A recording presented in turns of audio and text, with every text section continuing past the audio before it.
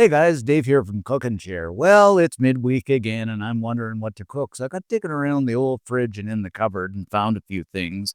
And I decided to make up some one-pot hobo stew for all us hobos out there. And you know what? Considering what I found, it came out really, really good. A few simple ingredients, kind of low budget. So let me show you how to do it.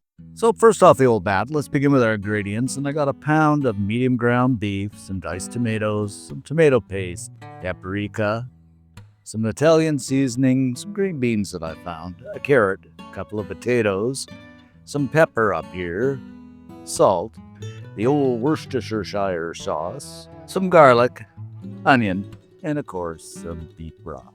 Alrighty then, the first step, I'm going to get the old cast iron pan heated up over medium-high heat. You can use any pan, of course. And I'm going to put that ground beef in. Then we are simply going to break this up. Still need to get one of those breaker-upper thingies. I've been talking about that for 2 years now. And we're going to fry this until it's basically cooked through. I know, a lot of folks are going to say, that's all you do is use ground beef. Well, you can use anything in this. You could use ground chicken, ground turkey. You could use beef strips, whatever you got on hand. But I just find the ground beef is so versatile, relatively inexpensive compared to most. I mean, you could even use pork too. Even this was $7. So what's a guy going to do? Now, guys, I know frying this up that I'm going to get some grease in here. So I'm going to drain a little bit off once we get fried up here. You know, just kind of scoop it up and drain it off. Because this is medium ground beef. You want to get lean. Well, the beef is frying here, guys. I'm just going to grab up a couple of potatoes, and we're going to peel these up. You know, this is just a regular old potato. You can use any kind you like. Then what we'll do is we shall just go ahead and slice, and of course, dice these up. And I want them diced fairly small so they cook faster. All right, we're all diced up here, guys, and this is looking pretty good. That's about the size I want, right about like that. Then I'm going to grab up the old carrot that I peeled up, and I'm going to slice this fairly thin, something like that. And we'll just make these round pieces of carrot. And you know what? On second thought, these look a little bit to me, so I'm just going to slice them in half. And you know what, guys? You don't have to use carrots in here. You could use whatever veggie you like. I mean, you could use some squash, or as my good friend Steve Logan down in Kentucky would use, or Tennessee, wherever you are there, Steve, some broccoli. Just about any veggie would do. Now, we're pretty much cooked up here with the ground beef. I'm just going to move everything to one side.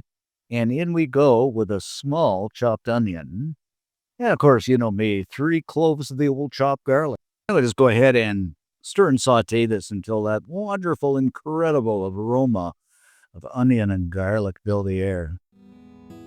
I just love the smell of onion and garlic so much. Alrighty then, this is smelling good and pretty much sauteed up, so I'm going to mix everything together here. Uh-oh.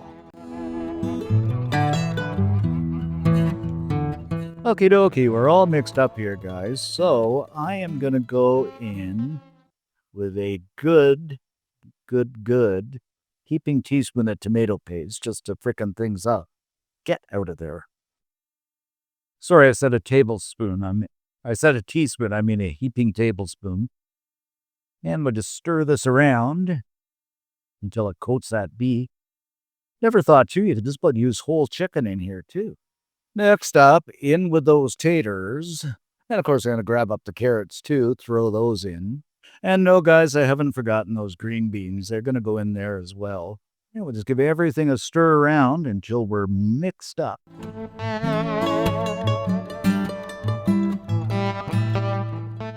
And some folks are going to be saying, those potatoes aren't going to cook.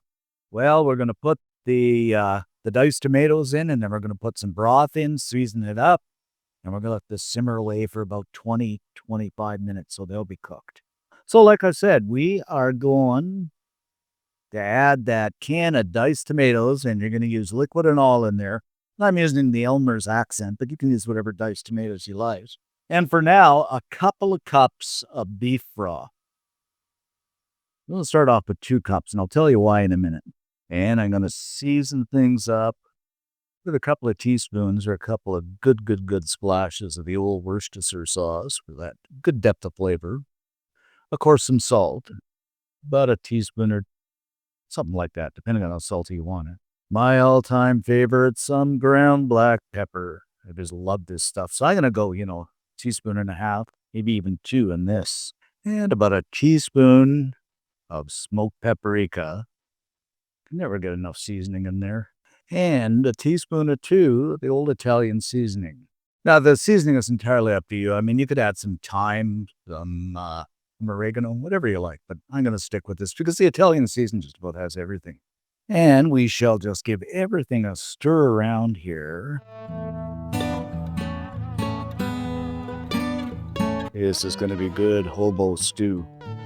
Now, you see what I mean here, guys? This is looking a little bit liquidy. That's going to boil off. But if it gets too dry, well, we're cooking here. I'm going to add a little more liquid, but I think this might be okay once this will just boil off. Now we'll just bring this to a good soft boil.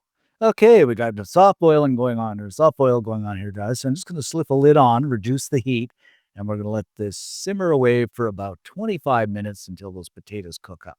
And it's funny, this is hobo stew, and I got a little hobo story for you. A friend and I got this brainwave. We were going to hitchhike across the country. We stopped and pitched our tents right by the railroad tracks and watched the trains go by, put on a fire and cooked up some beans. And we felt like hobos. I was going to grab a train, but that's a big piece of steel going by pretty fast. But that was a pretty good feeling, Today is today, and tomorrow we'll get somewhere. Not sure where we're going, but we'll get somewhere. Anyway, that's my hobo story while the stew cooks up. All right, my friends, after about 20 minutes here, we are looking pretty darn good, and that stew is simmering away. So now it is time. I am going to go in. This is completely optional. You might like it the way it is and eat it the way it is. That's fine. But I'm going to go in with a can of maple beans. Even his pork and beans, too. I just decided to go with the maple beans. Because let's face it, it wouldn't be hobo stew without beans. And of course, we're going to give everything a stir around here. Now, guys, I put those beans in last because, they're pretty delicate, and I don't want to squish them and have them all terribly, terribly mushy because they're already cooked. So we'll put them in about 10 minutes before the cook ends. And look at this. We are looking pretty darn good now. Ooh. So I'll let those cook another, 10 minutes until the beans cook up and heat up, and we are good to go.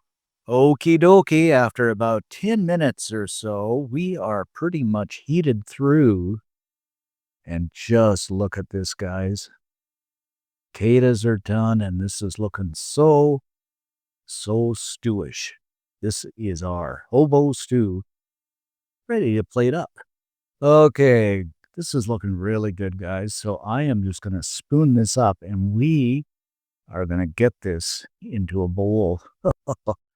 Let's look at that.